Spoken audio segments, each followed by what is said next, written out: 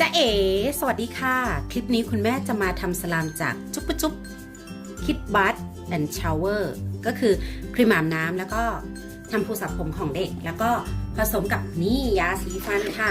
บีบเลยเริ่มเลยค่ะไม่รีรอนิดนึงเนื่องจากว่าทำเสร็จแล้วเราก็จะเก็บของเราครับอันนี้ก็นิดนึงแล้วก็กาวก็คุณแม่ใช้กาวใสนะคะว้าวกลิ่นหอมโคลาของครีมอาบน้ำของป๊อปปี้มาละคนน่าจะได้สีสวยนะเพราะว่ายาสีฟันก็เป็นสีฟ้าแล้วก็ครีมอาบน้ำก็จะเป็นสีเหลืองอ่อนต่อคนไปเรื่อยๆเลยนะคะจนกว่าเนื้อเขาจะเป็นจะเข้ากันเป็นเนื้อเดียวกันเนาะส่วนใหญ่คุณแม่ก็จะไม่รอนะเพราะว่าคุณแม่ใจร้อนคุณแม่ก็จะเติมน้ำยาล้างคอนแทคไปเลยแต่ว่าคลิปนี้คุณแม่จะละเมียดละไมละมุนโอเคเรียบร้อยแล้วค่ะได้สีฟ้าอ่อนๆป๊อปปี้คงชอบใจใหญ่เลยอันเนี้ยแต่ทำไมดูได้น้อยจังเลยอะแค่นิดเดียวเองจะพอเล่นไหมเนี่ยสลามแค่เนี้ยเติมกาวอีกหน่อยดีไหมไปนิดนึงแล้วก็ต่อไปคุณแม่เติมน้ำยาทำสลามค่ะ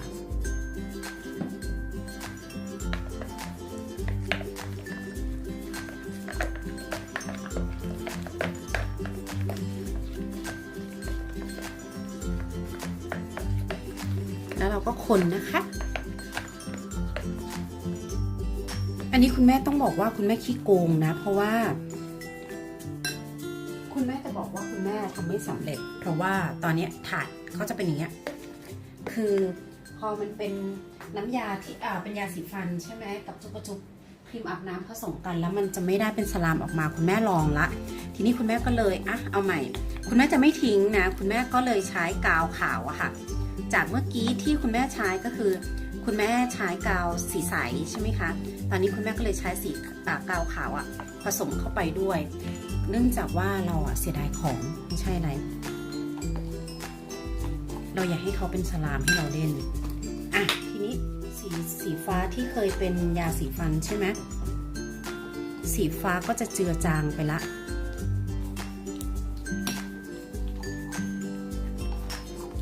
ก็จะเป็นสีขาวกลบแทน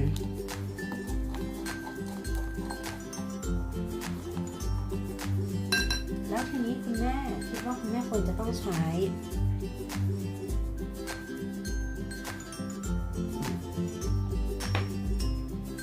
กลีเซอรีนบอแลกค่ะเข้าไปช่วยดูซิว่าเขาจะได้เป็นสลามให้เราเล่นไหมโอเคอันนี้คือการดัดแปลงนะคะเนื่องจากว่าจะบอกว่าตัวเองทำไม่สำเร็จก็ได้อันนี้ไม่อายเลยแต่ว่าเราก็มีความเสียดายในส่วนวัตถุดิบที่เราเติมเข้าไปไม่ว่าจะเป็นกาวเป็นยาสีฟันใช่ไหมแล้วก็น้ำยาครีมอาบน้ำด้วยเราก็เลยเปลี่ยนใหม่ในเมื่อทำแบบนั้นมันไม่สำเร็จเราก็เลยเอากาวขาวมาผสมลงไปแต่ว่าเราไม่ใช้หมดนะเดี๋ยวคุณแม่จะที่เหลือเก็บไว้ที่เขาไม่เป็นสลามที่เขาไม่สำเร็จคุณแม่จะเอามาเติมสี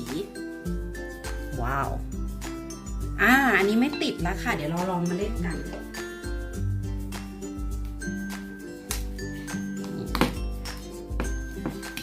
เพื่อนๆช่องไหนชอบทำสลามกริ้งกลางไม่ใช่กริ้งกลางสิเนาะ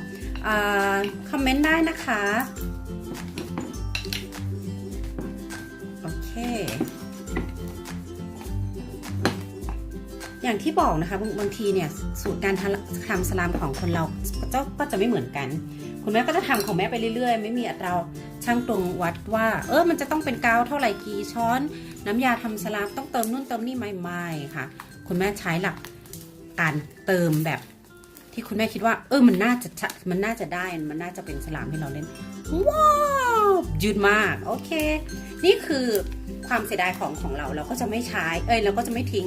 สิ่งที่เราเคยทำไว้ก่อนหน้าอันนี้คือสลามที่เกิดจากครีมอาบน้ำ กลิ่นโคลาแล้วก็ยาสีฟันนะคะ สีฟ้า ตอนนี้เขาไม่ใช่สีฟ้าละ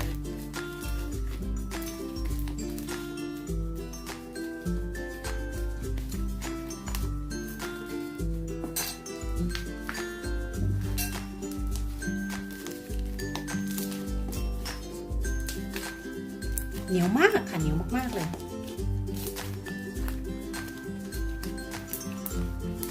แม่น่าจะเติมน้ำยาล้างคอนแทคเข้าไปอีกนะเนี่ยเราดูอันนี้ซอง